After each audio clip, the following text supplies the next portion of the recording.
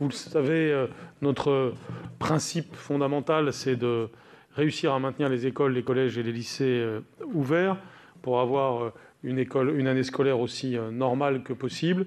C'est, chacun le sait, une particularité française que d'avoir réussi cela pour l'essentiel jusqu'à aujourd'hui. Et notre objectif est évidemment qu'il en soit ainsi jusqu'aux vacances d'été, avec des inconvénients, des imperfections que je suis le premier à reconnaître, mais néanmoins une situation bien plus favorable pour les élèves français que pour pratiquement tous les élèves auxquels ils peuvent être comparés en Europe ou dans le monde. Et donc cette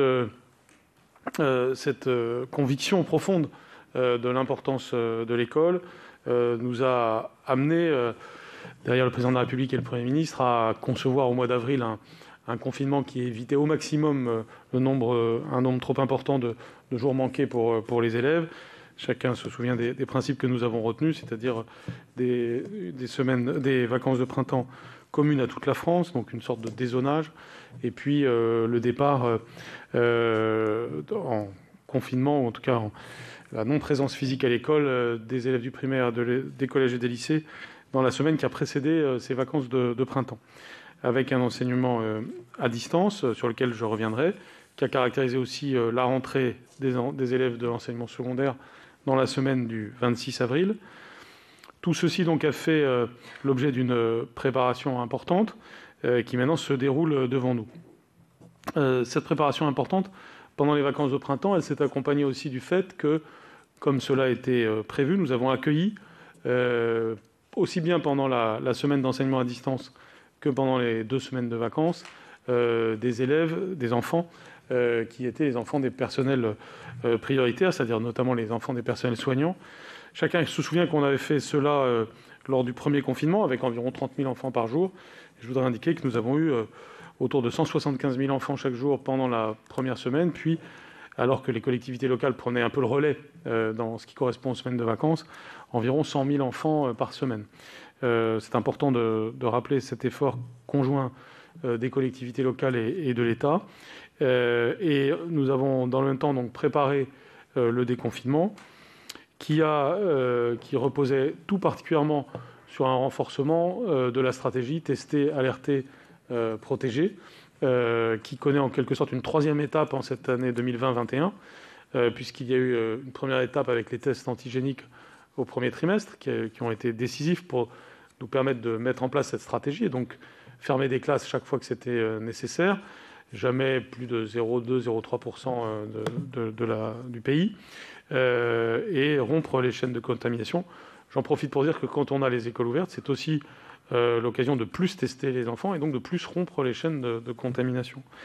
La 2e génération de tests, ça a été les tests salivaires au 2e trimestre, qui nous ont permis notamment d'aller beaucoup plus à l'école primaire et d'atteindre autour de entre 250 000 et 300 000 tests hebdomadaires avant le départ du mois d'avril.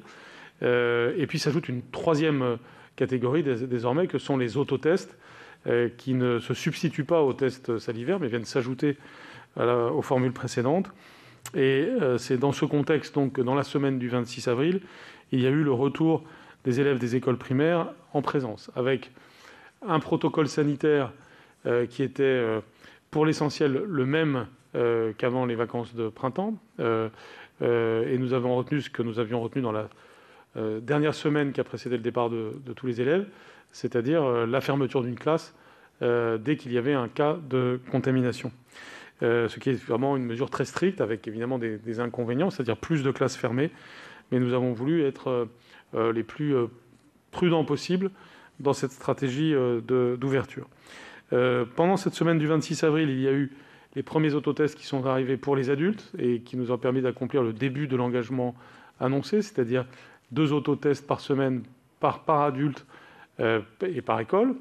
Engagement donc, qui continue encore aujourd'hui. Et nous étions d'ailleurs ce jour du 26 avril avec le président de la République dans une école primaire de Meaux pour constater comment les enseignants s'appropriaient cela.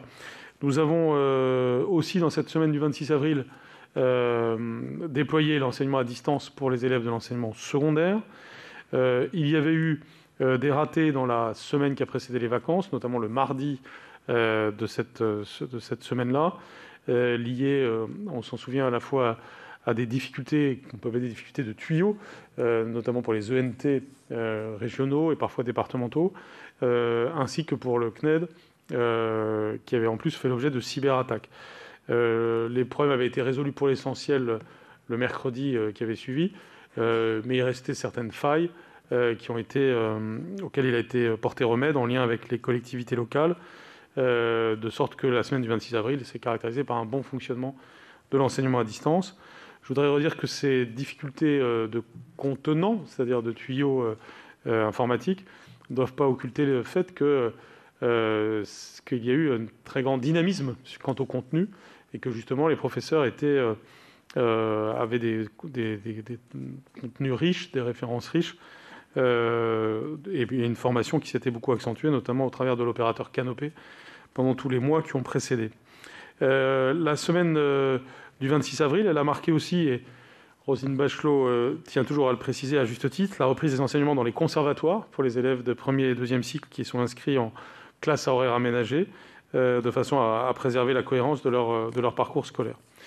On a donc eu une semaine du 26 avril qui s'est bien déroulée, avec l'ensemble des enfants de l'école primaire qui sont bien revenus, l'enseignement à distance qui s'est organisé de nouveau au collège et au lycée, et puis nous avons eu le retour des collégiens et des lycéens le 3 mai, selon des modalités que nous avions précisées dans l'intervalle avec le Premier ministre, en tenant compte au plus près de la date de retour des circonstances sanitaires, ce qui nous a amené à établir là aussi quelques évolutions du protocole sanitaire, et notamment le fait que dans 15 départements, les classes de 4e et de 3e étaient en demi-jauge, comme le sont systématiquement tous les lycées, encore à l'heure actuelle. Nous avons donc cet enseignement hybride pour ces élèves-là, avec évidemment le souhait de pouvoir revenir à pleine jauge dès que ce sera possible, dès que les conditions sanitaires le permettront. En tout cas, là aussi, une stratégie de tester, alerter, protéger, reposant notamment sur les 3 catégories de tests, mais tout particulièrement désormais sur les autotests. Donc là aussi, dans la semaine du 3 mai, les autotests sont arrivés dans les établissements d'enseignement secondaire à destination des adultes. C'est environ 2 millions d'autotests qui sont arrivés cette semaine-là, créant donc les premières habitudes sur un sujet qui ne comporte pas tellement de précédents jusqu'à présent. Donc il faut un petit peu accoutumer tout le monde, même si c'est des tests relativement simples à réaliser et sans douleur. Là, c'est avec le Premier ministre, d'ailleurs, que nous sommes allés voir comment cela se passait dès le premier jour, donc le lundi 3 mai, dans un lycée professionnel de Nancy. Ça a été l'occasion de voir non seulement que les adultes avaient leurs 2 autotests hebdomadaires, mais aussi qu'ils préparaient pour la semaine du 10 mai, donc la semaine dans laquelle nous sommes, la manière dont cela se passerait avec les lycéens, avec bien entendu toute une série d'obstacles, de difficultés et de défis que je ne cache jamais, évidemment. C'est-à-dire le fait qu'il s'agit de quelque chose de nouveau, que ce n'est pas facile à faire, que nous avons des défis logistiques considérables, puisqu'on parle d'environ 50 millions d'autotests à diffuser entre la fin du mois d'avril et le début du mois de juillet. Rappelons qu'il y a 60 000 implantations de l'éducation nationale et que donc il faut non seulement acquérir cela, conditionner cela, le diffuser dans l'ensemble des écoles et des établissements, et à la fin, faire en sorte que les adultes s'en servent chez eux et que les élèves puissent, au moins dans un premier temps, selon un modèle qu'on appelle le modèle à l'anglaise, par différenciation avec le modèle à l'autrichienne, c'est-à-dire un modèle où on commence par se tester à l'établissement et éventuellement on peut ensuite, mais on n'y est pas encore, le faire à la maison une fois que les habitudes sont prises. On est encore dans les retours de terrain sur ce sujet, en dialogue avec les chefs d'établissement qui ont dit à quel point ça représentait une contrainte supplémentaire dans la vie quotidienne des établissements, ce dont je suis complètement conscient, mais ça fait partie de ces contraintes que nous sommes un petit peu obligés d'avoir si justement nous voulons être de plus en plus efficaces dans la lutte contre le virus.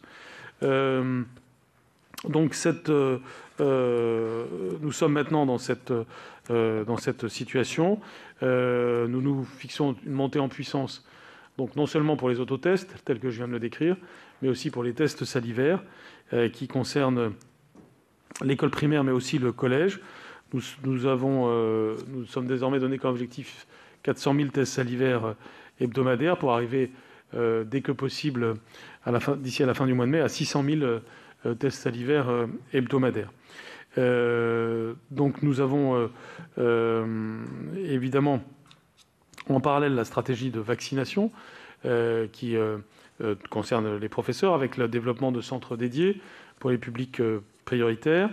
On sait que donc ces centres ont été ouverts là aussi au mois d'avril, qu'ils ont rencontré un succès relatif, c'est-à-dire ce n'est pas négligeable ce qui s'est passé, avec environ 20 000 vaccinés à ce titre. Ça aurait pu être plus, mais comme pour les tests, on dépend évidemment de la volonté des personnes. Et je tiens à dire que pour les tests, on n'a pas 100% de volontaires, hein. Même pour les tests salivaires, on est autour de 65%. Pour les autotests, on n'est pas encore à ce taux-là. Et s'agissant des vaccins, l'image du vaccin AstraZeneca a un peu nui au volontarisme.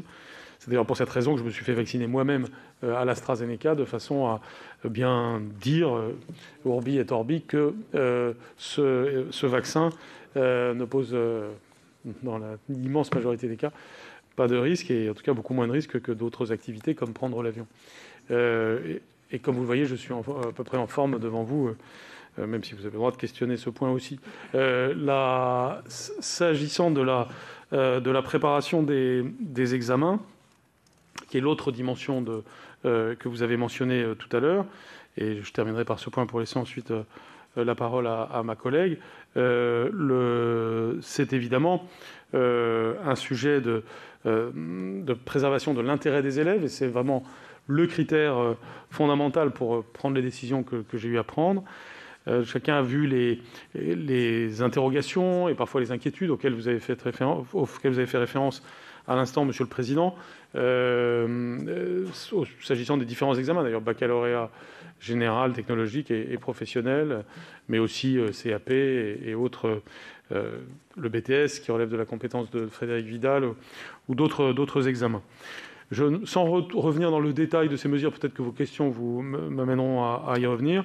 Je voudrais dire que ce qui nous a guidés, c'est la recherche au maximum, bien sûr, de l'intérêt de l'élève, qui passe, à mes yeux, par la sauvegarde autant que possible d'un minimum de base de contrôle terminal.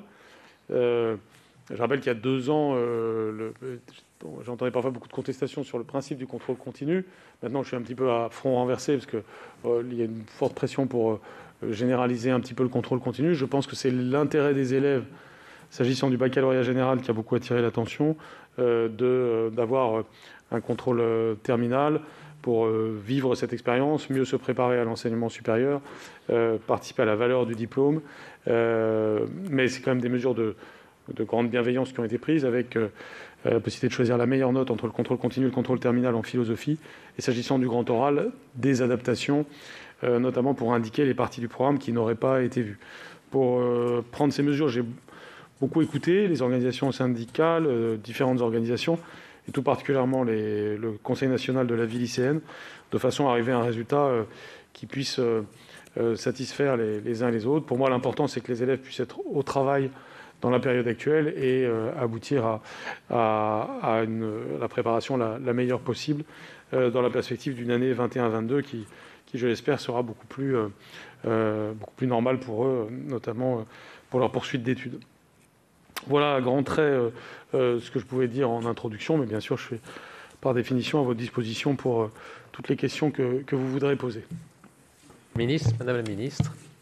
Merci, Monsieur le Président. Mesdames et Messieurs les sénateurs et sénatrices, depuis plus d'1 an, le sport, parce qu'il est au centre de la vie sociale, est touché en plein cœur, vous l'avez dit, Monsieur le Président, par la pandémie que nous avons connue et que nous vivons encore aujourd'hui. Mais aujourd'hui, justement, nous pouvons enfin nous projeter, regarder devant nous avec confiance et envisager une perspective heureuse pour le sport. Avant de vous présenter les grands axes de réouverture de ce secteur, je veux exprimer ma gratitude aux 360 000 associations sportives pour avoir tenu bon et maintenu le lien avec leurs adhérents. J'ai une pensée toute particulière pour leurs 2 millions de bénévoles que vous représentez aussi ici au Sénat, pour les éducateurs sportifs qui ont su patienter, maintenir la motivation de leurs troupes. Merci aussi aux acteurs du sport, des structures privées, aux magasins de sport, aux clubs professionnels qui se sont préoccupés de leurs abonnés, de leurs clients, de leurs supporters pour garder en vie la flamme qui les anime et l'amour de la pratique sportive. Plus de la moitié de la population de notre pays aime et s'adonne à une activité sportive et parmi ces 36 millions de pratiquantes et pratiquants, il faut avoir un regard particulier sur les 16 millions qui avaient l'habitude de le faire en club pour qu'ils y reviennent rassurés et motivés. Je sais que nous partageons tous la conviction que la pratique sportive est essentielle, tant pour notre santé physique, psychologique, que pour les enjeux de cohésion sociale, d'émancipation et de santé publique qui s'y rattachent. C'est pourquoi, depuis le début du premier confinement, en mars 2020, nous sommes avec Jean-Michel Blanquer et nos équipes du ministère chargé des Sports quotidiennement mobilisées pour maintenir la pratique sportive amateur et professionnelle.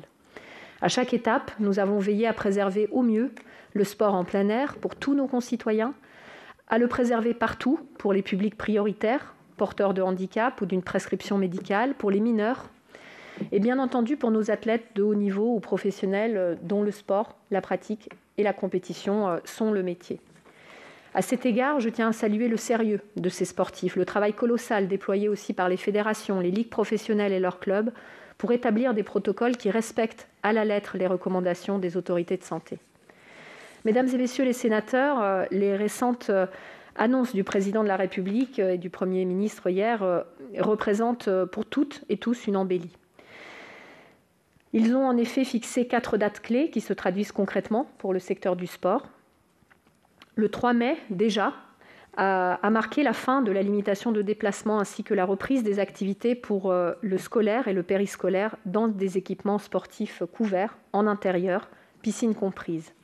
Le 19 mai prochain, nous franchirons un palier important pour le sport puisque le public sera de retour dans les stades et les salles accueillant des compétitions sportives avec un plafond de 1000 spectateurs en extérieur, 800 en intérieur, maximum, mais dans le cadre de jauges proportionnelles à l'enceinte. À ce moment-là, le 19 juin toujours, les activités sportives en intérieur pour les mineurs seront à nouveau permises. Je pense par exemple à l'ouverture des piscines pour les activités extrascolaires, sujet sur lequel vous êtes régulièrement interrogés sur vos territoires. Et nous insistons avec Jean-Michel Blanquer pour qu'également les cycles de natation scolaire puissent reprendre à ce moment-là. Les compétitions, puisque, Monsieur le Président, vous m'avez interrogé à ce sujet, effectivement pourront également reprendre sans limitation du nombre de participants à partir du moment où il s'agit de mineurs. Et effectivement, le public qui sera admis à ce moment-là dans les gradins de ces enceintes sportives sera limité par les limites en vigueur qui seront de 800 personnes en intérieur s'il s'agit d'une piscine par exemple. Le 9 juin 2021 marquera une nouvelle grande étape, à savoir le retour du public dans les stades jusqu'à 5000 personnes sur présentation d'un pass sanitaire. C'est effectivement là qu'entrera en jeu ce pass sanitaire qui va être discuté prochainement avec tous les parlementaires et auquel nos acteurs du sport sont particulièrement positifs à l'égard de ce pass sanitaire, aussi bien pour les spectateurs que pour les pratiquants, mais nous pourrons peut-être y revenir au moment où vous nous poserez des questions. Il y aura le 9 juin la réouverture des salles de sport privées, ces salles de fitness qui ont aussi beaucoup souffert pendant cette période parce qu'elles n'ont été ouvertes que dans des périodes creuses pour elles, économiquement parlant, et qu'elles craignent que les personnes se soient dirigées vers des pratiques plutôt individuelles et qu'elles aient du mal à revenir dans les salles de sport. Enfin, l'élargissement de la pratique sportive au sport de contact en plein air ainsi qu'au sport en salle, sans qu'il ne puisse y avoir de contact pour les adultes à ce moment-là. Le 30 juin, alors que le couvre-feu sera levé, nous visons la fin des limites de jauge selon la situation sanitaire locale dans les établissements recevant du public, ainsi que l'élargissement de l'accueil de tout événement avec plus de 1000 personnes sur présentation d'un pass sanitaire. Nous avons ainsi souhaité une réouverture progressive, prudente et responsable, avec un retour à une vie sociale par étapes, sachant s'adapter aux situations locales et à l'évolution du contexte épidémique. Car comme vous, notre responsabilité nous oblige. Si nous assumons faire des choix, nous nous devons de toujours préserver la santé des Françaises et des Français, Cette progressivité, nous l'avons réfléchi et travaillé en concertation avec les acteurs du monde sportif. Et nous partageons avec eux l'objectif de la pérennité de ces mesures, tant pour les pratiquants que pour le public. Je souhaite rappeler que sous l'impulsion de notre ministère, les fédérations sportives, les acteurs économiques du sport, les collectivités locales et les acteurs de l'État travaillent ensemble depuis plus d'1 an à raison d'une réunion hebdomadaire de leurs représentants et sous la forme de groupes de travail organisés par notre ministère. Nous avons élaboré ensemble des protocoles sanitaires qui permettent la reprise progressive dans les meilleures conditions techniques et de sécurité. Par exemple, avec l'ANDES, nous leur avons fait produire et réfléchir à des guides qui mettent en avant les conditions d'accès et d'utilisation des équipements sportifs pour les pratiquants comme pour le public. Et vous êtes des maillons essentiels des territoires et je souhaite que vous puissiez participer activement à ce travail de partage des informations auprès de nos concitoyens, parce que c'est vrai que les interprétations des mesures sont parfois inégales sur les territoires, mais nous avons désormais pris attache directe avec les préfets pour que nous puissions les aider à interpréter le plus précisément possible les mesures qui sont annoncées, et pas souvent autant dans le détail que je peux le faire aujourd'hui devant vous. Je voulais revenir sur les efforts financiers sans précédent du gouvernement pour aider ce secteur sportif dans toutes ses dimensions, professionnels, amateurs et loisirs marchands. Vous le savez, le sport bénéficie d'un plan de relance sectoriel doté de 122 millions d'euros. La moitié est consacrée à l'emploi sportif des jeunes. Le plan de relance est en train de se déployer, en particulier grâce au concours de l'Agence nationale du sport et des services déconcentrés de notre ministère. Dans le cadre du comité interministériel de la ville, en janvier dernier, 36 millions d'euros supplémentaires vont être confiés à l'agence pour développer les équipements sportifs et soutenir les associations dans les quartiers prioritaires. Ces crédits nouveaux ont vocation à permettre le rattrapage d'un manque d'équipements sur certains territoires, à diversifier leur nature dans un même bassin de vie, à développer les actions d'insertion par le sport, tout en contribuant à la diffusion des savoirs fondamentaux que nous voulons voir plus aux mains des professeurs des écoles dès l'école maternelle. Au-delà de ces enveloppes complémentaires, l'Agence nationale du sport accorde systématiquement dans le déploiement de ses actions une attention particulière aux territoires les plus fragiles, les QPV, mais aussi les zones de revitalisation rurale. Enfin, dans l'optique du soutien au rebond de la pratique, tout en garantissant la sécurité des pratiquants, nous avons activement participé ces derniers mois avec Jean-Michel Blanquer aux travaux visant à l'élaboration d'un masque adapté à toute pratique sportive. Notre ministère a contribué au financement des travaux de l'AFNOR pour réaliser cette norme utile aux fabricants pour avoir ce masque barrière pour le sport. Le référentiel a été publié en février dernier. Les industriels ont déjà lancé les chaînes de fabrication. Certaines salles de sport les auront déjà à disposition des pratiquants au moment de l'ouverture. Et désormais, il est aussi disponible chez certains fabricants. Enfin, nous finalisons les modalités opérationnelles du déploiement du passeport. Ce dispositif qui va permettre une aide à la prise de licence et d'adhésion sportive sur nos territoires. Ce dispositif sera doté de 100 millions d'euros déployés dès cette année. Et évidemment, toutes ces aides sectorielles spécifiques au sport s'ajoutent aux 3,5 milliards d'euros déjà déployés aujourd'hui dans notre secteur sportif par les mesures de droit commun dont ont bénéficié tous les acteurs du monde sportif, associatif, fédéraux, économiques du sport. Mesdames et messieurs les sénateurs, s'il est de notre devoir de rester prudents, les perspectives sont encourageantes. Aussi, plus que jamais, au sortir de la crise, nous allons avoir besoin des clubs et associations sportives, des éducateurs, des bénévoles pour remettre les citoyens en mouvement partout et recréer ce lien social entre tous dans le strict respect toujours des règles sanitaires qui sont encore aujourd'hui en vigueur. Merci. Merci Madame la Ministre. Nous avons passé une première série de questions de la part de nos rapporteurs, en commençant par Jacques Grosperrin, rapporteur des crédits enseignement scolaire, et ensuite Jean-Jacques Lozach, rapporteur des crédits pour le sport. Jacques. Merci Président, Madame la Ministre, Monsieur le Ministre. Alors une étude récente de Ramsey Santé montre qu'il y a 2 jeunes sur 3 qui ont des pensées suicidaires dues au harcèlement, aux réseaux sociaux et à la solitude. Pourquoi je dis cela? Parce que le confinement, les différents types de confinement ont montré une grande solitude.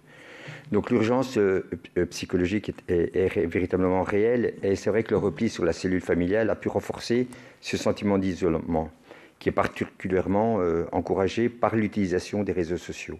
Et c'est vrai que c'est une génération qui est très adepte, en tout cas très agile par rapport à cela. Donc c'est ma première question. Est-ce que vous, ministère, avez-vous eu une attitude ou une politique particulière vis-à-vis de cette prévention, vis-à-vis de ces réseaux sociaux qui sont particulièrement développés dans une période de confinement? Ma deuxième question tournera autour des cours intensifs. Est-ce qu'on peut s'interroger, est-ce que vous êtes interrogé sur certainement d'ailleurs, avant le début de l'année prochaine, sur des cours de rattrapage en quelque sorte qu'on pourrait mettre en place vis-à-vis de ces générations d'enfants, même si le présentiel ou en tout cas le distanciel existe. Je pense qu'il y a peut-être aussi une réflexion, mais je ne doute pas que vous avez dû l'avoir, parce que c'est toujours le même cas. Il y a des enfants dans des familles plus privilégiées qui auront la possibilité de pouvoir faire intervenir des intervenants extérieurs. Sur les autotests, j'ai bien entendu, Monsieur le Ministre, les grandes difficultés. J'ai apprécié lorsque vous avez dit que la particularité française, c'était que l'école a pu continuer. Et je crois que ça, tout le monde ici peut vous en féliciter. Et ce qui était bien aussi, c'est que vous avez rajouté avec des imperfections. Et je crois que c'est important aussi de faire preuve d'humilité, parce que c'est quelque chose qui est tellement singulier, qui est tellement difficile, qu'on peut s'imaginer que d'être à votre place, ça doit être très compliqué. Mais il y a une logistique qui a été importante. Mais la logistique, ça n'arrive pas toujours. Il y a des problèmes d'acheminement. On se rend compte qu'il ne reste plus qu'un mois de cours. Est-ce que c'était vraiment utile? Lorsqu'on sait que ça prend 58 heures par semaine, lorsque ça met en grande difficulté les chefs d'établissement, lorsque ça pose le problème du consentement, du non-consentement, lorsqu'on n'arrive pas, et les chefs d'établissement vous le disent, ils n'arrivent pas à avoir le consentement des parents, et puis il faut des parents, ou en tout cas ceux, lorsqu'ils sont majeurs, des élèves, parce qu'il y en a qui ne veulent pas le faire. Est-ce que c'est véritablement pas... Est-ce qu'on n'a pas mis en place une usine à gaz pour se faire à un moment donné interpeller vis-à-vis de cela? Je voudrais ensuite, une quatrième question, c'est sur les élèves handicapés. Lorsqu'on parle d'inclusion, et on sait qu'en ce moment, on leur dit de rester justement en inclusion pour ne pas les mêler, en tout cas les mettre dans ce qu'on appelle ce brassage, qui peut être générateur d'accélération de cette pandémie. Sur le remplacement, je n'interviendrai pas sur le remplacement des profs, mais lorsqu'un prof est absent, qu'est-ce qu'on fait des élèves? On nous dit qu'il ne faut pas placer les élèves dans d'autres classes, parce qu'il y a aussi ce problème de difficulté. Donc on se trouve dans des situations, et c'est tout un ensemble de questions que je souhaiterais vous poser. Enfin, sur l'adaptation du bac, de la philo du bac, est-ce qu'on n'aurait pas pu avoir un parallélisme entre l'épreuve de la philo du bac et l'épreuve du français du premier? Est-ce qu'on ne pourrait pas réfléchir par rapport à ça? Et enfin, moi je voudrais avoir un petit coup de gueule sur l'attitude, la double... En tout cas, l'attitude des syndicats qui se réjouissent de vos échecs, mais qui sont nos échecs à nous tous, qui sont les échecs qu'à un moment donné, et on ne peut pas accepter cela. Alors, on entend qu'ils parlent de sécurité personnelle, de danger, de trop de présentiel, etc. Je sens que le ministère aussi favorise une paix sociale. Je sens que le ministère aussi fait en sorte que les lycéens, parce qu'on n'est pas à l'abri d'un mouvement des lycéens, il faut le désamorcer. Mais j'espère que le Grenelle de l'environnement permettra de replacer tout cela, parce que attitude très singulière, grande difficulté dans laquelle tout le monde a été placé, mais en même temps, je tiens quand même à vous rendre hommage vis-à-vis du travail qui a été fait et du fait de cette singularité française, comme je le disais au départ, parce que je crois que c'est courageux de le faire, et c'est peut-être pour ça aussi qu'il y a beaucoup de problèmes aussi en même temps. Merci. Jean-Jacques Lezach. Oui, merci. Monsieur le Président, Monsieur le Ministre, Madame la Ministre, sur les conditions de la reprise sanitaire, la reprise d'activité dans le sport, on a bien saisi l'échéancier, c'est-à-dire ces 3 dates, 19 mai, 9 juin, 30 juin, avec, de façon très, très schématique, à partir du 19 mai, les mineurs qui vont reprendre leur activité comme avant la pandémie.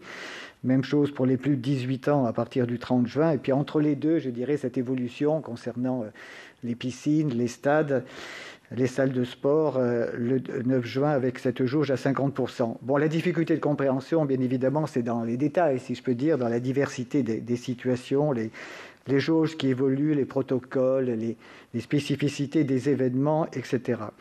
Bon, vous l'avez dit vous-même, d'ailleurs, inutile de rappeler qu'on est fortement sollicité par tous les acteurs du sport, les clubs, les ligues, les fédérations, les organisateurs d'événements, les loisirs marchands, etc. Ils nous sollicitent d'ailleurs soit de manière isolée, si je peux dire, soit de façon plus collective, plus concertée. Et je vais prendre un exemple.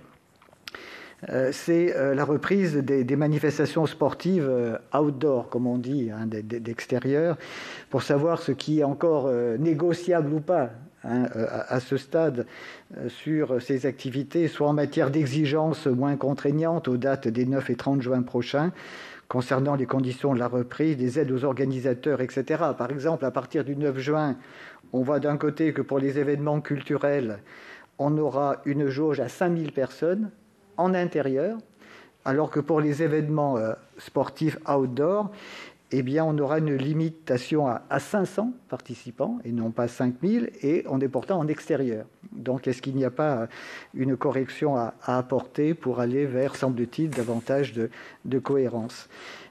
Une deuxième question, en 2020, donc à l'occasion de cette pandémie, est apparue une innovation.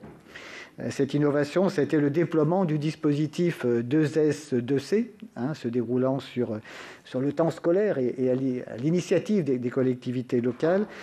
Et c'est un dispositif qui permet de tisser des liens plus étroits entre l'APS à l'école et puis d'autre part le tissu associatif. Je voudrais savoir s'il a vocation à être pérennisé au-delà de la crise sanitaire et dans combien de communes il a été mis en place.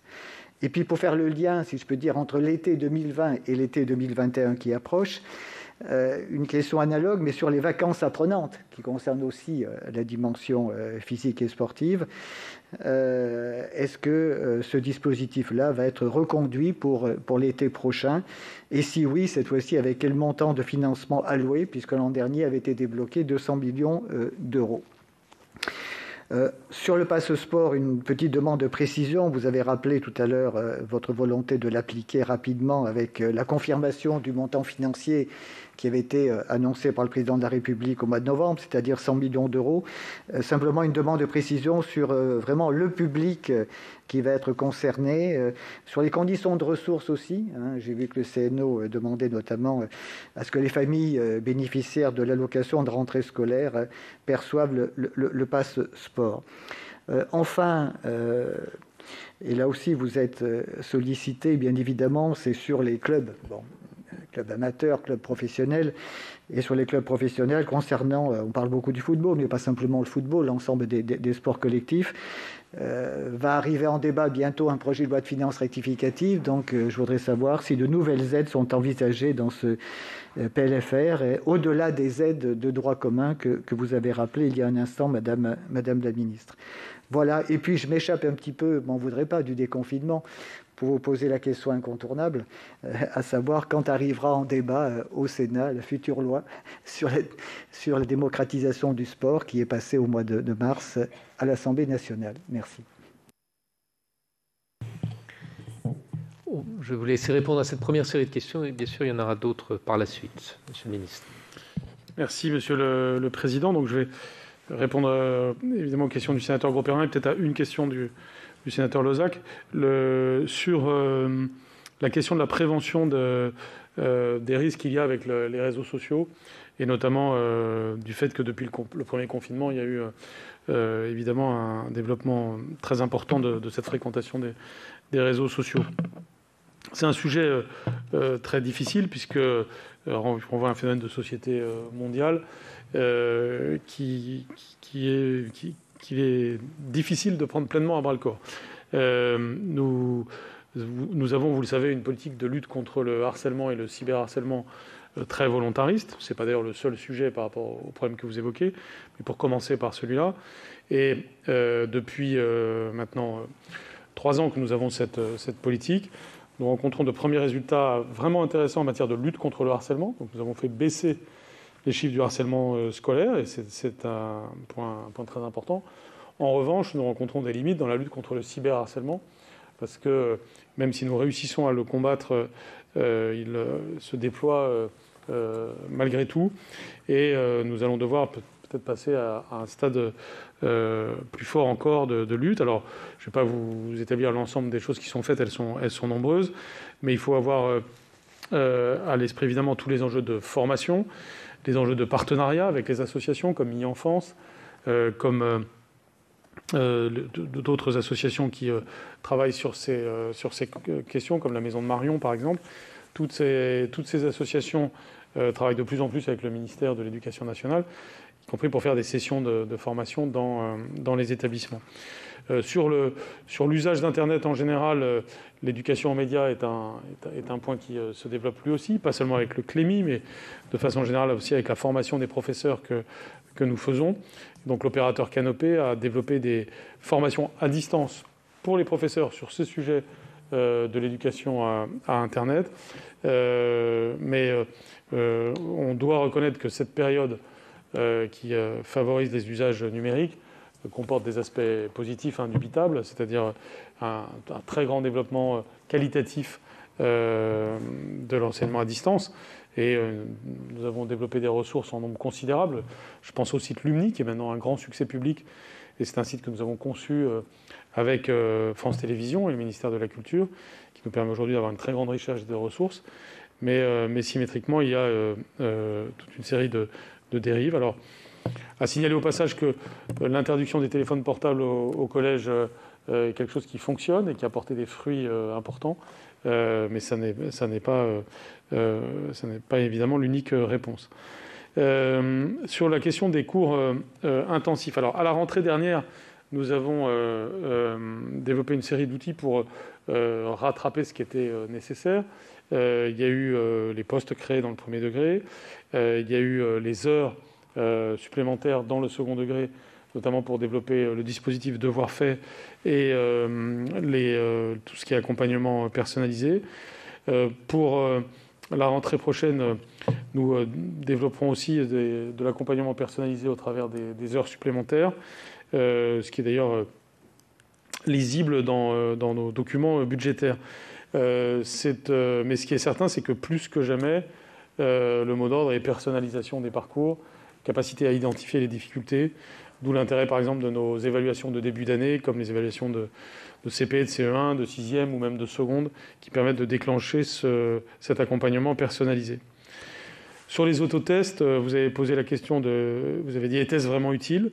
Alors évidemment, je mets ça en regard de débats qu'il y avait avant, qui souvent consistaient à dire « mais pourquoi ne faites-vous pas les autotests alors que nos amis autrichiens ou anglais le font ?» Donc c'est assez typique du type de débat que l'on a, c'est-à-dire qu'on avait beaucoup de critiques sur le fait de ne pas utiliser à plein le système des autotests, et maintenant qu'ils sont là, beaucoup de critiques sur les inconvénients qu'ils représentent. Alors, je pense que c'est vraiment utile, parce que c'est, encore une fois, une étape supplémentaire. Ça ne remplace pas d'ailleurs les autres catégories de tests qui se déploient. Et au travers de ce que nous faisons, non seulement nous contribuons à la stratégie tester, alerter, protéger, donc à rompre des chaînes de contamination, méthode quand même pour laquelle nous avons été, nous les Français, plutôt bons depuis le mois de septembre, c'est-à-dire la coopération entre le ministère de la Santé, c'est-à-dire les agences régionales de santé et les rectorats, a permis d'être dynamique sur cette capacité à être réactif sur le terrain pour rompre les chaînes de contamination. Mais cette première phase nécessité d'être complétée par la phase actuelle.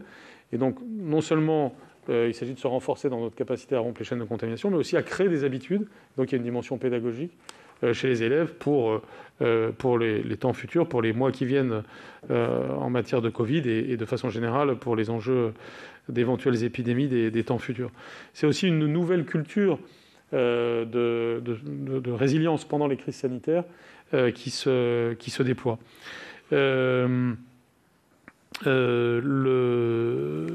Vous m'avez posé la question aussi de ce que nous faisons pour les examens en matière donc, de français, en comparant cela à ce qui se passe en philosophie. Donc, je voudrais rappeler qu'il y a des aménagements dans les deux cas, mais qui sont un peu différents. S'agissant de la philosophie, le raisonnement qui nous a amené à faire le choix entre contrôle continu et contrôle terminal, en allant un peu au-delà même des revendications, puisqu'elles étaient de faire le contrôle continu. Et nous sommes partis du principe que c'était bon d'avoir un contrôle terminal et que c'était bon que les élèves qui, par exemple, avaient eu des mauvaises notes en contrôle continu puissent se rattraper à l'occasion du contrôle terminal, mais avec la spécificité de la philosophie, qui est la seule discipline que l'on apprend sur une année, qu'on commence en terminale et qu'on finit en terminale. Et ce qui fait que lorsqu'on a eu une année parfois hachurée, comme ça a pu arriver non pas pour tous les lycéens, mais pour certains lycéens, il y a de réelles difficultés à se sentir pleinement prêt sur la seule base d'un examen terminal. En revanche, le français, comme d'autres disciplines, mais tout particulièrement le français, vient consacrer un parcours qui a commencé depuis l'école primaire. Et puis nous avons pris des mesures adaptées pour le français, qui correspondent d'ailleurs à des demandes de certaines organisations, c'est-à-dire de doubler le nombre de sujets, c'est-à-dire que tout élève aura le choix entre 6 sujets, non pas 3 mais 6, ce qui rend pratiquement impossible de faire des impasses ou de se trouver dans une situation où aucun sujet ne convient. Encore une fois, le but, c'est aussi de permettre à chaque élève de s'exercer. Je crois qu'il y a une relative satisfaction de la position d'équilibre que nous avions eue. Si nous avions le contrôle continu absolu partout, je pense qu'il pourrait y avoir symétriquement de nouveaux reproches qui viendraient de priver les élèves de ce moment si particulier qu'est le baccalauréat et le contrôle terminal. Vous avez fait référence au Grenelle de l'éducation pour faire un appel à l'intérêt général dont je ne peux que vous remercier. Le Grenelle de l'éducation arrive à maturité maintenant, et donc c'est au cours de ce mois de mai que nous avons vocation à donner certaines conclusions, qui d'ailleurs démontrent que pendant la crise Covid, les réformes se poursuivent. Parfois, elles peuvent être un peu retardées, un peu gênées, bien sûr, mais l'objectif d'améliorer la rémunération des professeurs demeure, et l'objectif de transformation de la gestion des ressources humaines sur la base de concertations très larges et de travaux très approfondis qui ont eu lieu et continue à être poursuivi et va se concrétiser, vous le verrez, dans les tout prochains temps, et aussi avec les premières augmentations tangibles dès ce mois de mai pour les professeurs les plus jeunes. J'aurai l'occasion d'y revenir certainement dans d'autres contextes. Merci d'avoir souligné que c'était important et même crucial d'avoir maintenu les écoles ouvertes. Et merci d'avoir dit que ça devrait être un sujet d'unité entre nous tous, entre tous les Français. C'est vrai que dans la traversée de cette crise, parfois, on peut regretter que certaines polémiques soient excessives, alors même que c'est d'unité dont nous devons faire preuve. Nous nous soumettons évidemment au débat démocratique, et c'est ce qu'on fait en ce moment même. Mais par exemple, le succès qui est salué internationalement de l'ouverture des écoles, je devrais faire l'objet d'une fierté collective, parce que c'est porteur d'avenir.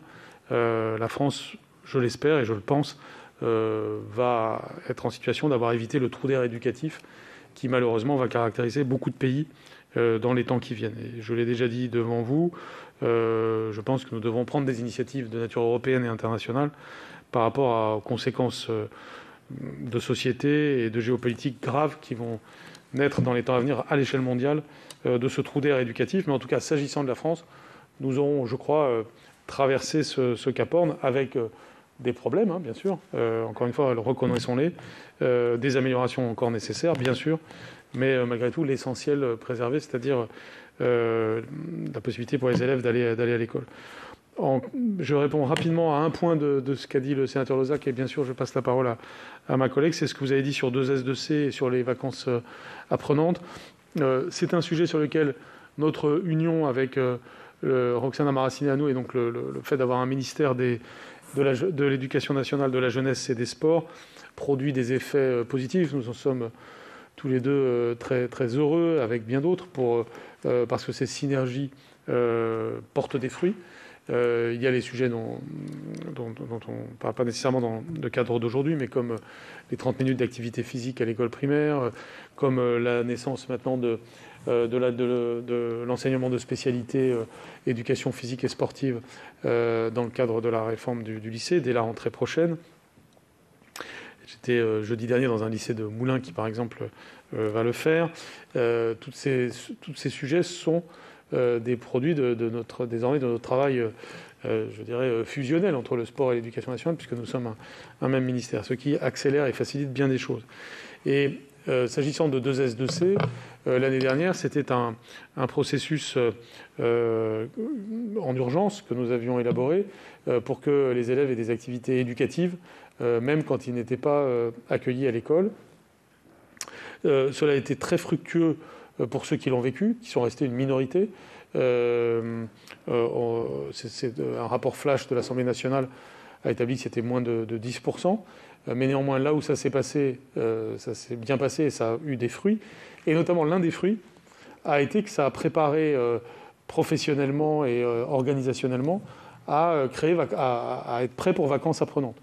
Et 2S2C a aussi été un tremplin de vacances apprenantes. Donc, nous avions bien dit que 2S2C n'avait pas vocation à se reproduire tel quel par la suite, mais par contre à créer des habitudes de travail et des réflexes qui, eux, ont perduré en 2020-2021. Et nous restons ouverts à élaborer des sortes de nouveaux 2S2C pour les temps à venir, en tout cas quelque chose qui succède à 2S2C, qui en tire les fruits. Et s'agissant de vacances apprenantes, là aussi nous serons amenés, avec Roxana Maracineanu, mais aussi avec le Premier ministre et d'autres ministres, à établir le cadre général très très prochainement, de façon à avancer. Mais vous voyez, hier, je terminerai par cette anecdote, mais c'est important d'être concret parfois et de donner des illustrations. J'étais avec le président de la République dans votre jardin, le jardin du Luxembourg, hier, pour la commémoration du 10 mai, donc de l'abolition de l'esclavage. Et deux enfants qui étaient là de Clichy-sous-Bois sont venus me voir, de collégiens, en me disant est-ce qu'il y aura les vacances apprenantes cette année, parce que c'était drôlement bien l'année dernière. Je crois qu'on a là un objectif social absolument fondamental. Et là, je leur ai répondu oui, bien sûr, comme je vous le réponds là. On a un objectif social fondamental qui l'année dernière a touché 1 million d'élèves, et on espère faire encore mieux cette année au travers de dispositifs d'ailleurs qui seront très variés et que nous présenterons très prochainement, et qui sont là aussi une synergie très forte le produit d'une synergie très forte entre plusieurs acteurs, mais notamment ceux de l'éducation nationale, du sport et des collectivités locales. Effectivement, comme l'a dit Monsieur le Ministre, sur le 2S2C et vacances apprenantes, nos acteurs ont appris à collaborer ensemble. Les fédérations sportives vont se mobiliser activement, et les associations pour aller sur juillet-août aussi proposer la suite des activités sportives ou le rattrapage qui n'a pas pu être fait pendant l'année pour leurs adhérents, mais aussi aller chercher d'autres adhérents. C'est aussi l'objectif du passeport que vous avez évoqué, Monsieur Lozach, qui, outre le fait de venir en soutien aux associations avec ces 100 millions d'euros, a comme objectif de mettre plus en lien les établissements scolaires avec leurs associations de territoire, les associations qui les entourent. Déjà, pour parler de ce dispositif aux familles qui vont en bénéficier, nous ciblons pour notre part au ministère des Sports, et c'était les discussions qu'il y avait eu à l'époque avec le mouvement sportif, des familles plutôt avec un coefficient familial de 600 €. Après discussion avec le mouvement sportif à nouveau, nous allons élargir cette assiette, mais sans pouvoir aller jusqu'à l'allocation de rentrée scolaire qui toucherait 5 millions d'enfants. Et nous avons aujourd'hui l'envie de faire des réductions conséquentes sur l'adhésion, et donc aller jusqu'à un montant qui permettra aux jeunes de s'inscrire, voire d'avoir la gratuité de leur inscription sportive, en comptant aussi sur des cofinancements avec des collectivités sportives, voire des fédérations qui comptent aussi mettre au pot à cet argent débloqué par l'État, pour qu'un certain nombre d'enfants conséquents puissent avoir accès quasiment gratuitement à des activités sportives l'année prochaine, notamment dans les QPV, mais pas que, également aussi dans les ZRR où on trouve ces familles. Par rapport effectivement à la précision de la jauge, alors ce qu'il faut bien saisir, c'est que dans le champ sportif, il y a deux sortes de jauges. Il y a la jauge spectateur, qui est la même finalement pour les événements sportifs et culturels, de 5 000 à partir du 9 juin. Néanmoins, effectivement, il y a cette jauge de pratiquants qui sont quelque part un peu les organisateurs incontournables d'un événement, puisque sans eux, il n'y a pas d'événement sportif. Et pour préserver aussi leur santé, puisque la pratique sportive de masse va se faire sans masque, même si c'est à l'extérieur, il y aura toujours les rassemblements au départ, à l'arrivée. Donc effectivement, on a désiré revenir progressivement à des événements de masse conséquents pour le mois de juillet, août, pour que ça puisse se faire de manière pérenne. Et donc, dans ces 2 mois qui nous séparent là de l'été, on souhaite que ce soit progressif, avec une jauge de compétition en extérieur sur l'espace public de 50 personnes, puis de 2500 personnes, et enfin de 5000 personnes après le 30 juin. Mais il s'agit bien d'une organisation des compétitions différentes, puisque ce seront des blocs de 50 personnes ou de 2500 personnes qui pourront prendre les départs. Et donc, on est en train de regarder avec les organisateurs d'événements sportifs comment agencer ces compétitions différemment pour que ces gens ne se croisent pas, mais qu'on reste dans quelque chose de sécuritaire pour les pratiquants, puisqu'encore une fois, ils vont pratiquer sans avoir le masque, alors que dans les ERP circulants comme les musées, comme les foires et salons qui sont, elles, autorisées à avoir 5000 personnes dans ces établissements, dès le 9 juin, on portera le masque, on sera à distance. Enfin, sur... Avec une autre question. Je voulais moi aussi revenir sur ce que vous avez dit, Monsieur Grosperrin, sur effectivement l'attention qu'on porte aux jeunes qui aujourd'hui sont happés par les réseaux sociaux. Nous avons mandaté et financé plusieurs associations pour qu'elles fassent aussi le tour des établissements sportifs que sont les CREPS, venir leur parler de tous ces sujets de société, en plus de leurs pratiques sportives et ce pourquoi ils sont dans ces CREPS, souvent hébergés en internat, et notamment un partenariat que nous avons avec une association qui s'appelle Respect Zone, qui insiste beaucoup sur le harcèlement, le cyberharcèlement en ligne, et qui tout particulièrement pendant cette période a fait des webinaires et des interventions dans ces CREPS, puisque les jeunes étaient hébergés et pratiquaient leur activité sportive.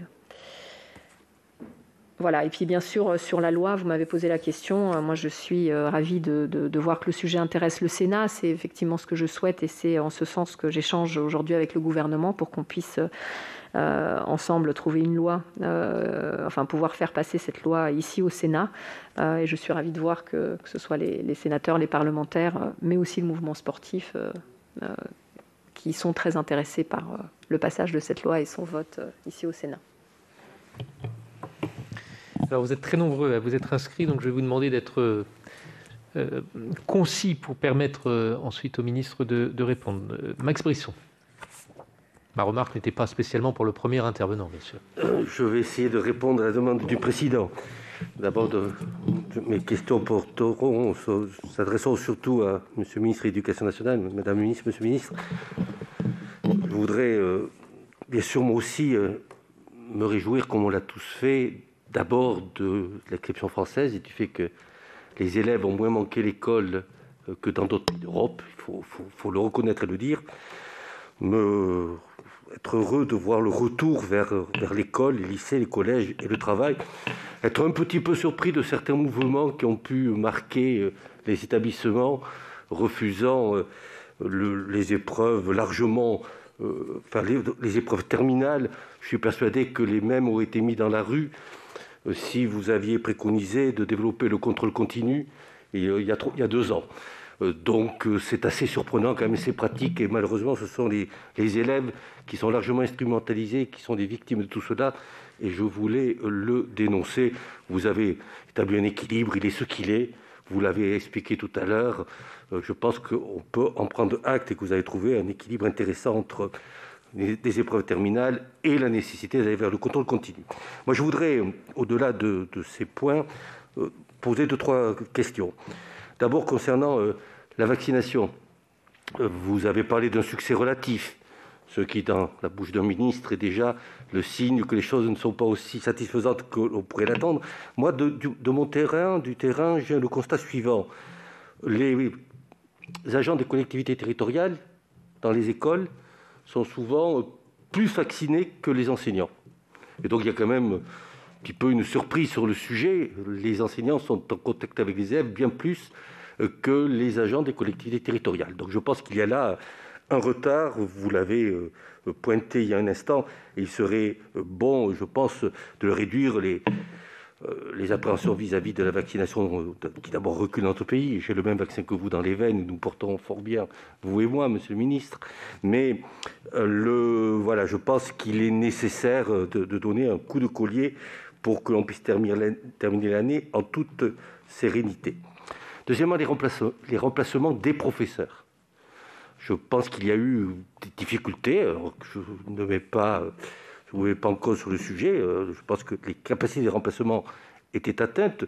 Dans mon département, par exemple, le directeur académique a remercié les maires lors du dernier conseil d'administration de l'association des maires, parce que c'est souvent les agents des collectivités qui ont accueilli, les élèves, ils n'ont pas fait classe, bien sûr, mais qui ont accueilli. Alors c'est quelque chose qui doit être bien sûr exceptionnel. On sera d'accord avec vous. Ça pose, je crois, la question des remplacements, surtout donc dans les écoles primaires. Cela renvoie aussi un petit peu à l'épuisement des enseignants et le manque d'attractivité. Vous avez répondu à Jacques Grosperrin en disant que les réformes continuent et que le plan de revalorisation des professeurs restait en cours. J'ai lu comme vous, j'ai vu certaines réactions syndicales qui annonçaient que cela pouvait être remis en cause. Donc, est-ce que vous pouvez, devant le Sénat, repréciser clairement les choses? Et puis, est-ce qu'on peut penser que dans un agenda législatif fort chargé, la loi de programmation sur la revalorisation des enseignants va arriver dans les deux chambres, ou est-ce que ça sera à nouveau source de débat lors des prochaines élections présidentielles, alors que vous aviez quand même annoncé une loi de programmation? Dernier point, oui, il y a eu maintien de l'école, il y a eu retour aujourd'hui vers l'école. Il n'empêche qu'on peut craindre que la question de l'obligation scolaire est reculée, que l'on puisse craindre malgré tout que ce rapport particulier qui existe entre l'école et les familles, qui est un rapport aussi très particulier à la France, qu'il ait été dégradé pendant ces 2 années. Est-ce que vous envisagez un petit peu dans des campagnes de communication, ou aussi dans la formation des professeurs et des personnels de direction, de rappeler l'importance de ce rapport à l'école et de l'obligation scolaire? De même, est-ce que vous mesurez, mais ça a été évoqué avec les vacances apprenantes, est-ce qu'il est envisagé de mesurer l'ampleur du décrochage et les possibilités de remédiation sur le sujet, une question qui a déjà été abordée? Je ne pouvais pas faire plus court, monsieur. Merci. Céline Brulin, qui est derrière son écran. Céline. Merci. Merci, Président, Madame, Monsieur le Ministre. Je crois qu'il y a eu effectivement acceptation. Vous m'entendez? C'est bon? Oui. Je crois qu'il y a eu acceptation de l'interruption scolaire du mois de mars et avril parce que c'était assorti d'une stratégie de vaccination et de tests qui permettait ensuite de reprendre l'école dans les meilleures conditions de protection. Et ce que je regrette et ce que beaucoup regrettent, c'est que bien que vous ayez dit, Monsieur le Ministre, qu'il y avait une préparation importante pendant cette interruption, on s'aperçoit qu'aujourd'hui, les choses ne se sont pas du tout améliorées. Vous avez évoqué les tests, mais j'ai bien le sentiment, et je crois que les chiffres en attestent, qu'il y a aujourd'hui moins d'enseignants qui sont testés que c'était le cas avant cette interruption. Donc ça pose quand même une vraie question, parce que l'idée de mettre à profit cette interruption pour sécuriser tout le monde à la reprise était évidemment une idée intéressante.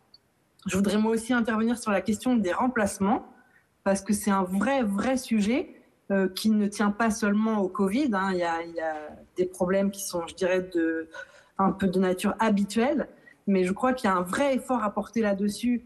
Et donc ma question, c'est est-ce que dans le PLFR qui nous est annoncé pour le mois de juillet, il y aura des moyens particuliers, notamment pour assurer les remplacements là où il y en a besoin?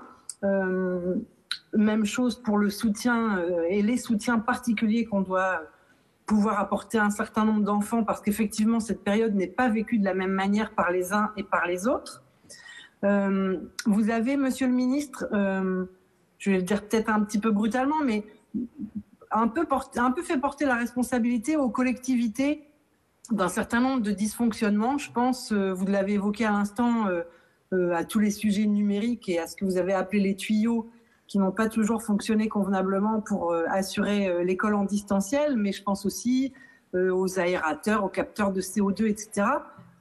Tout ça représente quand même des coûts très importants pour les collectivités qui ont d'ailleurs investi pour beaucoup d'entre elles pour améliorer, augmenter le nombre de sanitaires, etc. Donc là aussi, est-ce que dans le PLFR, on pourrait imaginer qu'il y ait des moyens supplémentaires attribués aux collectivités pour qu'elles puissent s'équiper et se mettre au niveau sur tous ces aspects-là? Et puis un dernier mot pour pas être trop longue, moi non plus. Je vois qu'il y a des recherches sur les examens qui ne donnent pas entièrement satisfaction, mais qu'il y a des choses qui bougent, sauf, il me semble, dans un domaine, ce sont les lycées professionnels, et je crois qu'il y a un sentiment d'abandon des lycéens qui sont dans les lycées professionnels et qui ont le sentiment qu'on ne se préoccupe absolument pas de leurs examens, et je pense que c'est c'est quelque chose sur lequel il faut apporter des réponses parce que ce sentiment d'abandon peut conduire, on le sait tous, à des postures qui peuvent nous emmener dans de drôles de travers. Merci. Merci Claude Kern. Oui, merci Monsieur le Président. Alors moi je vais surtout m'intéresser au sport, à la reprise du sport. C'est vrai qu'on se réjouit tous de ce retour du sport, retour du public. Ça fait plus d'1 an qu'on était sans cela, sans sport, sans compétition amateur. Et c'est une belle lueur d'espoir que nous avons aujourd'hui.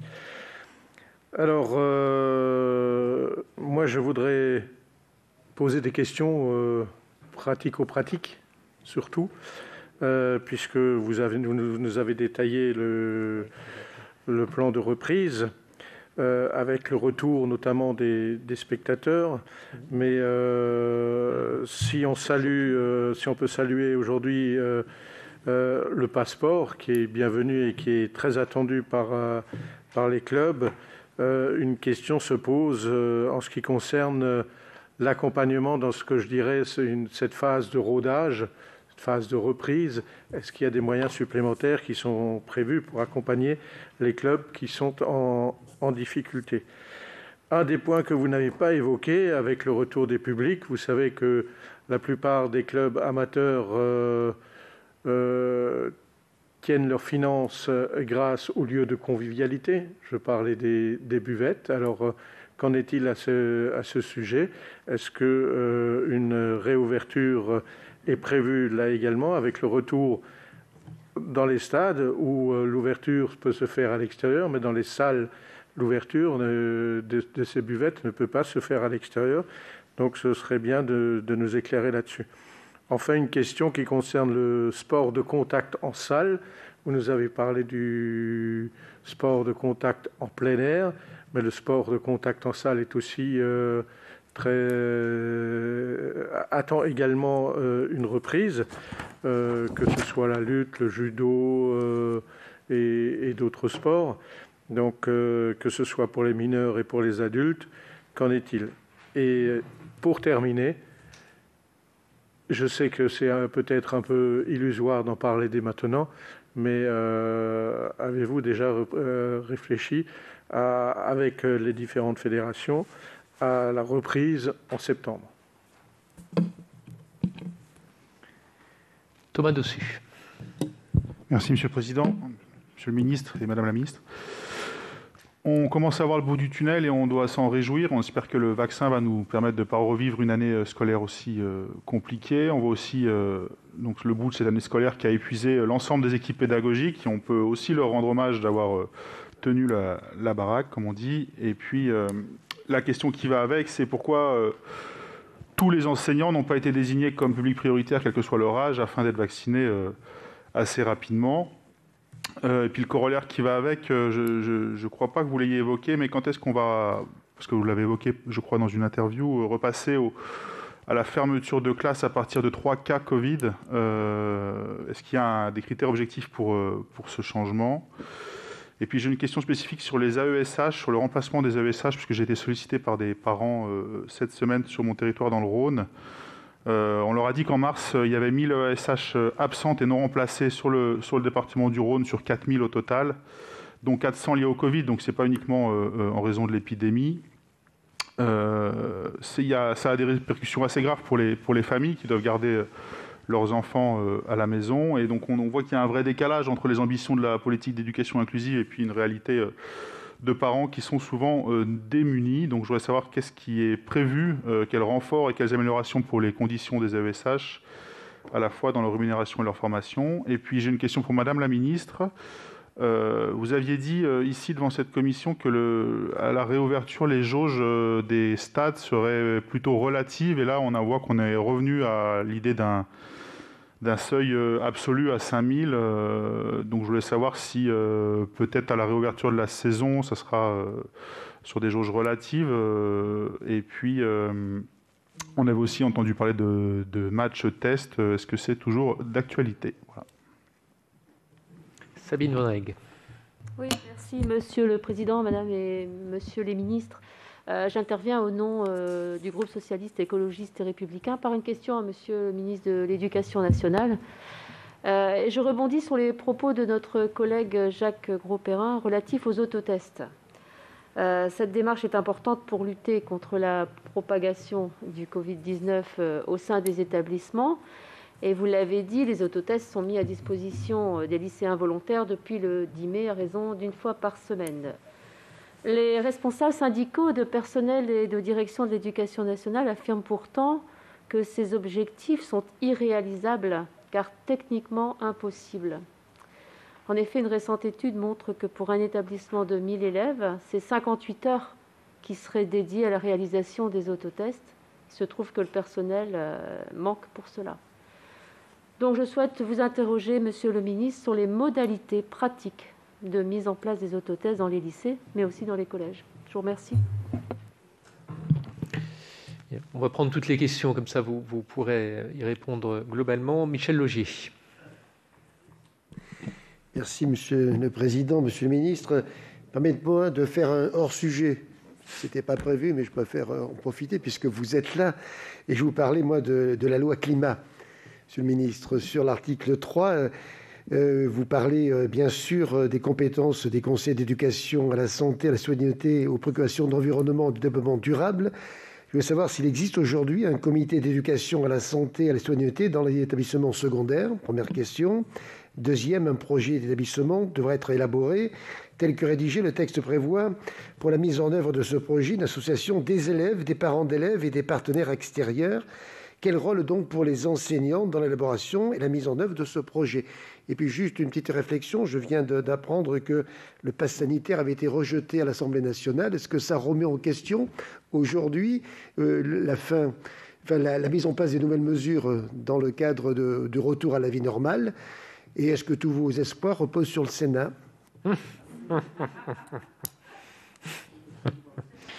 Laure Darcos. Merci, Monsieur le Président. Ma question s'adresse à Monsieur le ministre de l'Éducation nationale.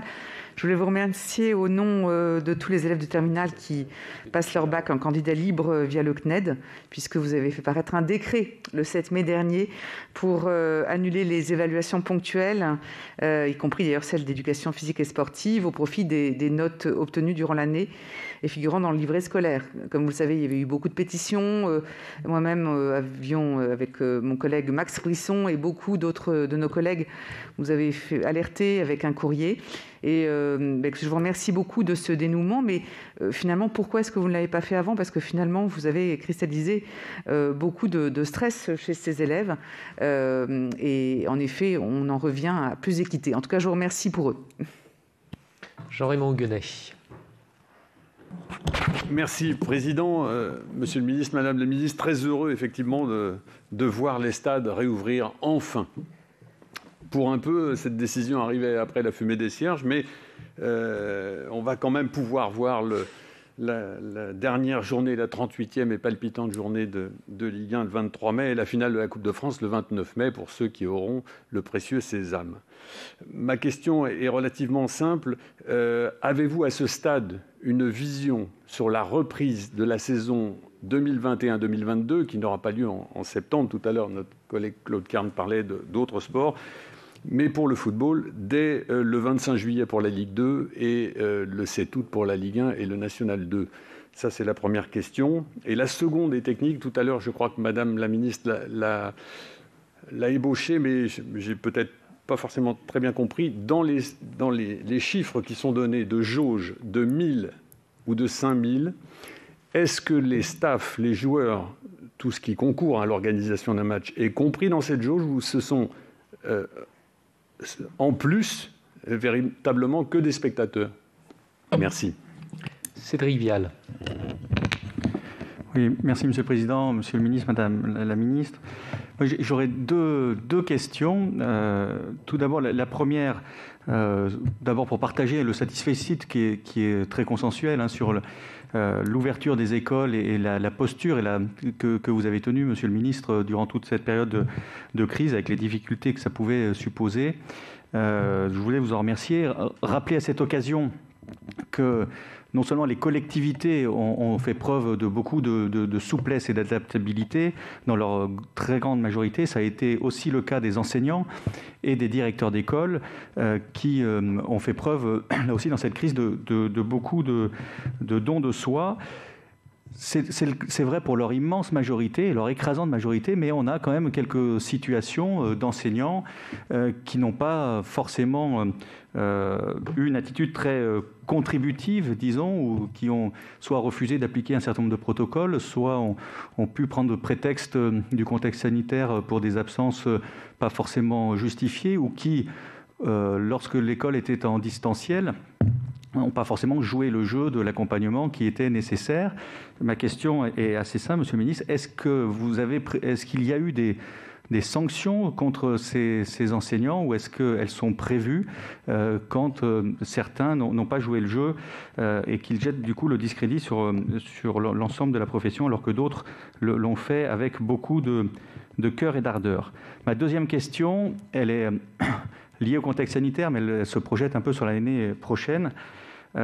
C'est la situation des classes de découverte et des classes de neige qui malheureusement n'ont pas pu avoir lieu cette année et qui posent d'immenses difficultés pour notamment ces centres de vacances ou les stations qui peuvent les accueillir.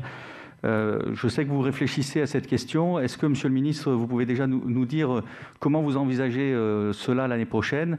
Est-ce que le ministère prévoit une politique incitative auprès des enseignants pour soit assouplir peut-être les procédures administratives, soit peut-être accompagner financièrement ou accompagner en encourageant ces classes de découverte et ces classes de neige pour qu'elles se déroulent dans les meilleures conditions possibles l'année prochaine, puisque vous le savez, elles nécessitent un petit peu aussi d'anticipation. Donc est-ce que vous pouvez nous en dire un petit peu plus sur le souhait du ministère pour encourager ces classes de neige? Ce sera déterminant pour leur survie l'année prochaine. Merci beaucoup. Michel Savin.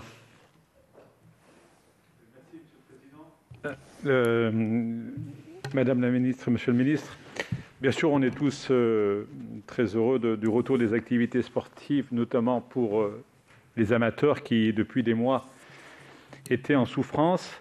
Donc c'est une très bonne nouvelle. Je ne vais pas reprendre ce qu'ont dit tous mes collègues. Je vais revenir sur 2 ou 3 points. Alors pour Jean-Raymond Hugonet, peut-être que je vais refroidir un peu son ardeur. C'est que, Madame la ministre, peut-être vous allez nous le confirmer, mais je ne crois pas que pour la finale de la Coupe de France, il y aura possibilité d'avoir du public.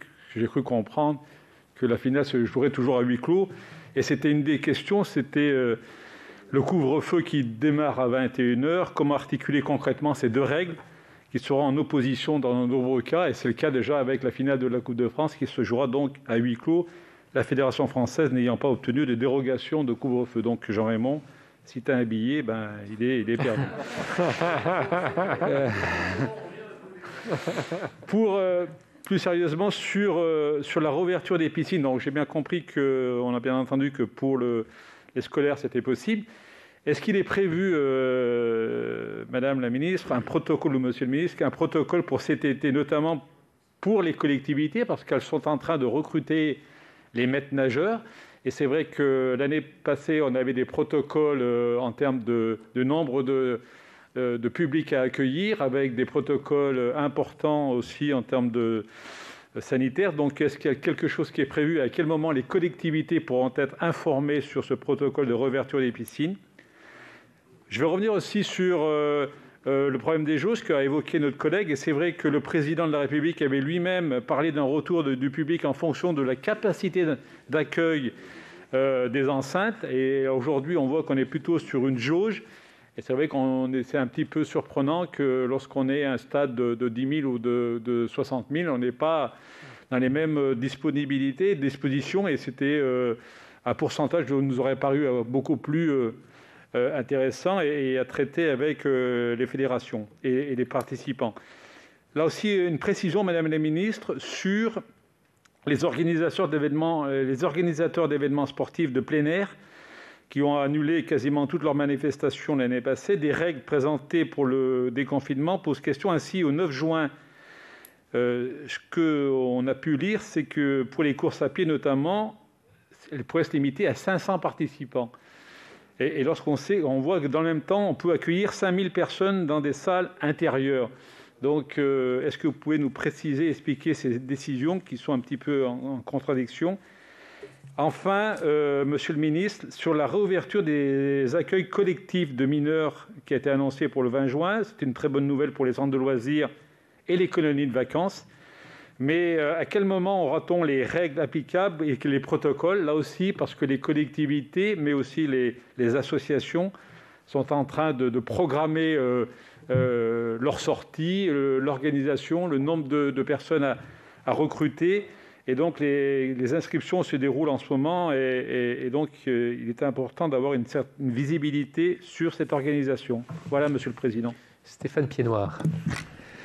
Merci, Monsieur le Président. Rapidement, Madame la Ministre, Monsieur le Ministre, dans le concert, sinon de louanges, au moins largement consensuel que mes collègues ont pu exprimer précédemment, je ne voudrais pas vous décevoir en vous laissant repartir sur une petite note quand même sinon de critique, au moins de scepticisme sur une des mesures que vous avez prises, s'agissant des tests dans les écoles et de la mesure de fermeture dès lors qu'un test est positif, y compris les autotests. J'ai aujourd'hui eu un retour d'un faux test positif qui a entraîné la fermeture d'une classe. Peut-être, et je rejoins mon collègue qui disait la même chose tout à l'heure, peut-être que nous pourrions aller sur une fermeture à partir de 3 ou 4 cas positifs avérés, parce que là on voit bien qu'il y a des flux et même des fluctuations d'effectifs à l'intérieur d'une même école qui peuvent poser problème. Sur les examens, et notamment le baccalauréat, je rejoins les propos de Max Brisson sur les grèves. Évidemment, il vous sera difficile de faire, même pas mieux que l'an dernier, aussi bien que l'an dernier, avec une progression de plus de 7 points sur le taux de réussite au baccalauréat. On voit bien que dans l'imaginaire un petit peu des lycéens, des néo-bacheliers, il y a une espèce de course à l'échalote et d'escalade. Il y a un plafond de verre qui est quand même le 100% de réussite dans ce domaine. Et puis, troisième point, plus particulièrement sur le sport, on a entendu que tout à l'heure, l'ouverture de certaines compétitions pouvait être soumise au pass sanitaire. Là aussi, ça a été évoqué tout à l'heure. 108 à 103, c'est le résultat du vote à l'Assemblée nationale en défaveur du pass sanitaire. Est-ce que ça remet en question cette stratégie pour différentes ouvertures, pas seulement les compétitions sportives? Évidemment, je suis comme Michel Laugier, je connais la sagesse du Sénat, mais néanmoins, c'est quand même un pavé dans la mare dans la stratégie globale de la lutte contre le Covid. Merci. Et je rajouterai juste une question. Je crois que les épreuves orales du bac français ont été prolongées d'une semaine, passant de 1 à 2 semaines, provoquant quelques réactions chez les enseignants. Quelle a été la motivation de l'allongement sur 2 semaines? Voilà, Monsieur le Ministre, Madame la Ministre, l'ensemble des questions qui témoignent de l'intérêt de la Commission, mais vous le savez, à cette reprise des activités auxquelles nous sommes évidemment, comme vous, attachés. Je ne sais pas qui commence à répondre. Monsieur le Ministre. Merci, Monsieur le Président, et merci à tous les sénateurs et sénatrices qui ont posé des questions. Sur les questions posées par Monsieur le sénateur Brisson, il y a d'abord la question de la vaccination. Il y a ce que j'ai dit tout à l'heure sur ce qui s'est passé en matière de centres dédiés, qui est quand même intéressant. Donc c'est pour ça que j'ai parlé de succès relatif. C'est pas rien d'avoir eu une vingtaine de milliers de personnes qui se sont fait vacciner de la sorte. Il y a aussi des professeurs qui ont été vaccinés par différents biais, leurs médecins, leurs pharmaciens, un peu comme en population générale. Il est à préciser un point qui est quand même important, c'est que bien sûr, comme vous le savez, je suis l'avocat et si possible l'acteur d'une vaccination prioritaire des professeurs. Une donnée à avoir à l'esprit, c'est que les professeurs sont fort heureusement une catégorie professionnelle moins contaminée que la moyenne de la population. Ce qui tient d'ailleurs au respect des gestes barrières, à justement une forme bon respect de l'ensemble des règles qui ont été établies, montre au passage d'ailleurs que, comme je l'ai souvent dit, le milieu scolaire n'est pas un milieu de contamination spécifique. C'est donc ce qui permet d'envisager avec sérénité ce qui suit. Néanmoins, notre objectif reste, encore en mai-juin, d'avoir la vaccination de tous les professeurs, au moins pour une première injection, pour les plus de 50 ans, bien sûr, comme toute la population générale. Mais très rapidement, nous avons un conseil de défense demain, pour lequel peut-être ces questions avanceront d'un cran. Sur le remplacement des professeurs, alors je tiens à dire que nous avons mis des moyens supplémentaires importants sur la question du remplacement. On a recruté 2200 remplaçants pour le premier degré, en particulier. Et puis nous avons aujourd'hui même, enfin en ce moment même, c'est-à-dire dans ce troisième trimestre scolaire dans lequel nous sommes, instruction au recteur de recruter. La question a été posée par Mme Bruyant ensuite sur ce que nous faisons en PFLR. Nous serons peut-être à même à régulariser certains recrutements de contractuels que nous faisons actuellement. Donc le sujet au moment où je vous parle n'est pas tant que nous n'aurions pas les moyens budgétaires du remplacement, mais plutôt parfois des difficultés RH, si je puis dire, de remplacement. Mais les moyens, nous les avons mis parce que, en effet, on a rencontré les limites de notre potentiel de remplacement, qui est souvent autour de 8-10%, et qui est parfois dépassé par les circonstances. On a néanmoins un taux de remplacement qui reste correct dans beaucoup de cas, et toujours supérieur à 90%.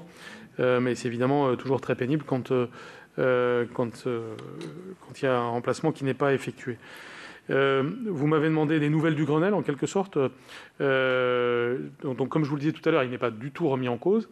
Ça ne veut pas dire que ça débouche sur une loi de programmation, mais ça veut dire que la perspective dans laquelle nous sommes, c'est une amélioration des rémunérations en 2021 et en 2022, dans une perspective qui trace une trajectoire d'augmentation pour les années suivantes.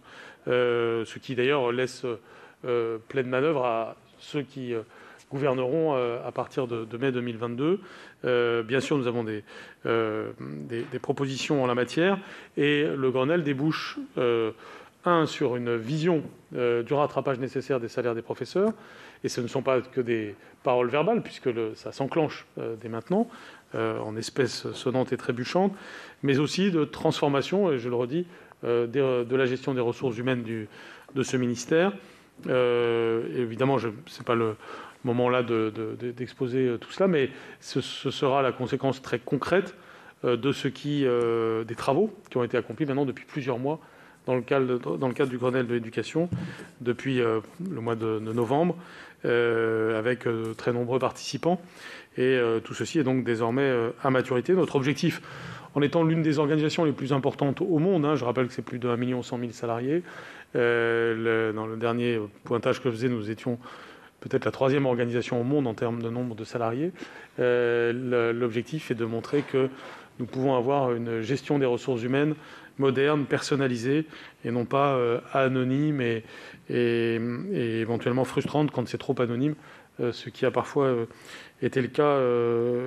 En tout cas, c'est un reproche que l'on entend souvent. Là, l'objectif est de tenir compte de la carrière de chacun, des aspirations de chacun, avoir beaucoup plus de fluidité et beaucoup plus d'écoute aussi des personnels. Sujet sur lequel je reviendrai évidemment devant vous dans les prochaines semaines. Vous avez posé une question qui est vraiment importante parce qu'elle est...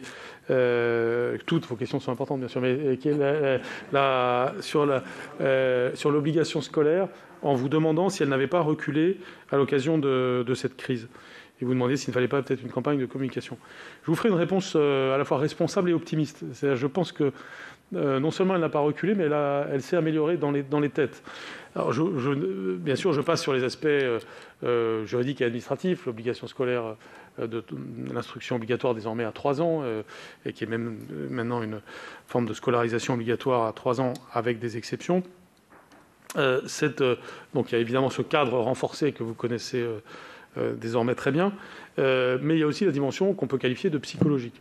Et ce que je prétends, et qui évidemment peut être fortement débattu, mais c'est que à l'occasion de la crise sanitaire, la France a en quelque sorte renoué son alliance avec son école. C'est-à-dire que l'ensemble de la population a pris conscience de l'importance décisive de l'école. Je pense que c'est à la fois un sujet mondial et un sujet français. C'est-à-dire, il y avait des discours avant la crise épidémique sur la fin de l'école, sur le remplacement du professeur par la machine. Il y a même des utopies post-68 avec Ivan Illich sur la fin de l'école. Donc ces approches-là, ces utopies, qu'elles soient de différents bords politiques ou philosophiques, ces utopies avec beaucoup de guillemets, sont, à mon avis, balayées totalement par ce que nous venons de vivre. C'est-à-dire que tout le monde se rend compte de l'importance d'avoir un professeur physiquement présent, d'avoir un professeur qui est non pas soumis à la machine, mais maître de la machine, d'avoir donc une véritable affectio societatis pour l'école. Je pense que le monde entier est en train de réaliser ça, et que la France le réalise tout particulièrement. D'abord parce qu'elle a son histoire singulière avec l'école, colonne vertébrale de la République, et qu'on le voit aussi dans, par exemple, les enquêtes d'opinion sur le désir de retour à l'école, qui sont plus forts en France qu'ailleurs. On l'a beaucoup vu dans une sorte de vote avec les pieds, si vous me permettez l'expression, du mois de septembre, c'est-à-dire, et ça répond aussi d'ailleurs un peu à votre question suivante, qui est sur l'ampleur du décrochage, où on a vu tout le monde revenir à l'école au mois de septembre. Et où on a eu donc moins de décrocheurs en 2020 qu'en 2019. Une espèce de plébiscite pour l'école, en quelque sorte. Un plébiscite de chaque jour pour l'école, comme peut-être aurait dit Renan. Et donc, évidemment, c'est la vision optimiste. On peut aussi dire que cette crise a créé de la distance, etc. Mais il y a un autre élément d'optimisme, qui est la relation parent-école, qui est aussi un sujet fondamental et difficile, qui, à certains égards, et à beaucoup d'égards même, s'est renforcé pendant la crise parce que les parents ont été obligés de s'en mêler à un moment donné, en désirant d'ailleurs s'en mêler moins ultérieurement. Mais en tout cas, cela a créé parfois du lien parents-école qu'il faut mesurer.